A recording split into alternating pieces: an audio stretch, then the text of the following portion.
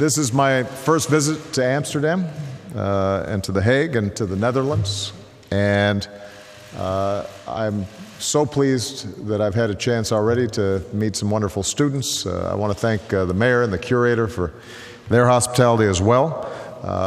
I'm proud to be here with some of the Dutch masters who I studied in school, and to see just the extraordinary traditions of this great country. I'd be remiss if I did not mention that I'm proud of both of our teams at the Olympics. So in addition to painting, you really know how to speed skate.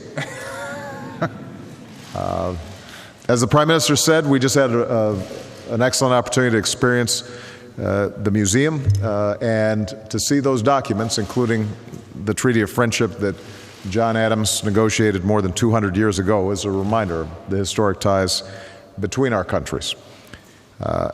And this is, of all the press conferences I've done, is easily the most impressive backdrop that I've had to a press conference.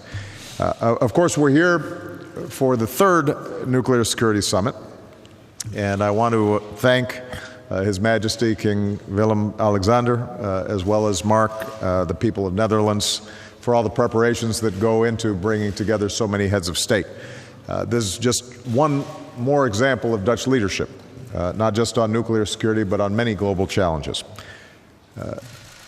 As you know, the Netherlands is one of our closest allies, and our cooperation underscores a larger point. Our NATO allies are our closest partners on the world stage. Europe is the cornerstone of America's engagement with the world. And today we focused on several priorities in Europe and beyond. First, we obviously spent a considerable amount of time on the situation in Ukraine.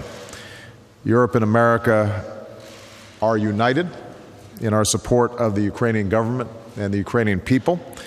We're united in imposing a cost on Russia for its actions so far.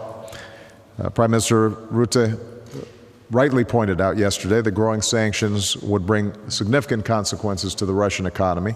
And I'll be meeting with my fellow G7 leaders later today, and we'll continue to coordinate closely with the Netherlands and our European partners as we go forward. Second, I thanked the Prime Minister for the Netherlands' strong commitment and contributions to NATO. Dutch forces have served with distinction in Afghanistan and joined us in confronting piracy off the Horn of Africa. Through NATO, the Netherlands contributed to the deployment of Patriot air batteries in Turkey and are making important investments in NATO defense capabilities. Dutch forces are also making critical contributions to the international stabilization mission in Mali. So across the board, the Dutch are making their presence felt in a very positive way, and we're very grateful for that. Third, we discussed how we can keep expanding the trade that creates jobs for our people. We're already among each other's largest trade and investment partners, but we can always do more. And so I appreciated the Netherlands' strong support for the Transatlantic Trade and Investment Partnership, or TTIP, which can fuel growth both in the United States and in Europe, especially for our small and medium-sized companies.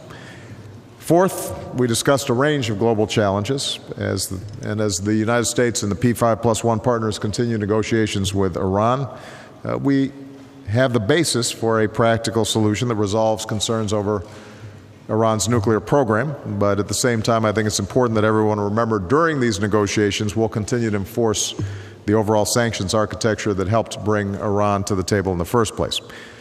I also wanted to commend the Netherlands for its leadership in the international effort to destroy serious chemical weapons, and that includes your role as the host of the Organization for the Prohibition of Chemical Weapons. And more broadly, our two countries are going to keep working together to deliver humanitarian assistance to the Syrian people. And finally, we reaffirmed our shared determination to confront climate change and its effects, including rising sea levels, which obviously is something that the Netherlands is concerned about, given your experience with seas and tides. We're pleased that the Netherlands has joined our initiative that will virtually end all public financing for coal-fired plants abroad. It's concrete action like this that can keep making progress on reducing emissions while we develop new global agreements on climate change. So, final note, when John Adams was negotiating the treaty that we saw earlier, he wrote that the Dutch have, and I'm quoting here, have always distinguished themselves by an inviolable attachment to freedom and the rights of nations. That was true then. It remains true today. So, Mark, I want to thank you and the Dutch people for your hospitality, for your organization, for your partnership, and for your leadership on the world stage. And I want to thank you for sharing these extraordinary paintings with me this morning. Dank u wel. Very good. Thank you.